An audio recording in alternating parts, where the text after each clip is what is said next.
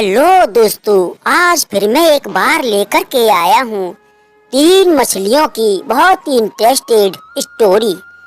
तो दोस्तों, यह पंचतंत्र की उन लघु नैतिक कहानियों में से एक है जो बच्चों को जीवन का एक आवश्यक पाठ पढ़ाती है। एक छोटी सी नदी में 3 मछलियाँ रहती थीं। प्रत्येक मछली एक अलग अलग रंग की थी, लाल, नीली और पीली। फिर भी यह तीनों मछलियां एक दूसरे के साथ मिलजुल कर रहती थीं। एक दिन की बात है, नीली मछली किनारे के पास तैर रही थी और उसने मछुआरों की बातें सुनी। एक मछुआरा दूसरे से कह रहा था कि यह नदी में मछली पकड़ने का समय आ गया है।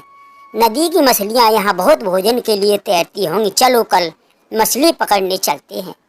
चिंतित नीली मछली अपने अन्य 2 दोस्तों के लिए जितनी जल्दी हो सकी तैर गई।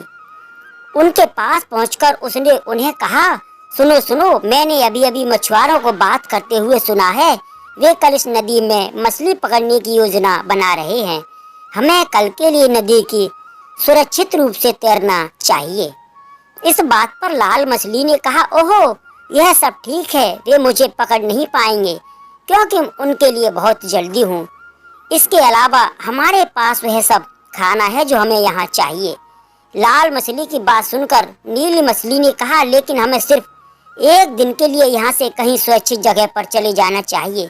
अब नीली मछली की बातें सुनकर पीली मछली ने कहा, मैं नीली मछली से सहमत हूँ।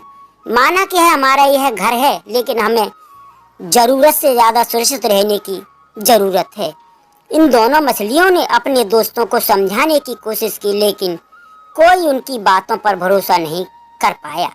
जैसे ही अगली सुबह हुई, मछुआरों ने अपना जाल डाला और जितनी हो सके उतनी मछलियां पकड़ ली।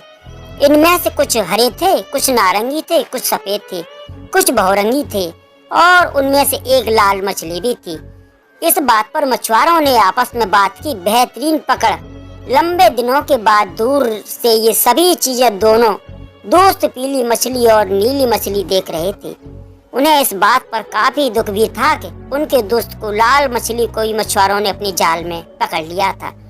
दोस्तों, इस कहानी से हमें यह सीख मिलती है कि जब कोई आपको किसी समस्या के बारे में चेतावनी देता है, तब ऐसे में उनकी बातों को समझदारी से सुनना और उसके ऊपर कार्य करना महत्वपूर्ण होता है। रोकथाम इलाज से बेहतर है। दोस्तों, इंसान को सदैव सूझबूझ और समझदारी के साथ काम लेना चाहिए। दोस्तों, यह कहानी कैसी लगी एक बार कमेंट में जरूर बताएं। कहानी सुनने को बहुत बहुत धन्यवाद।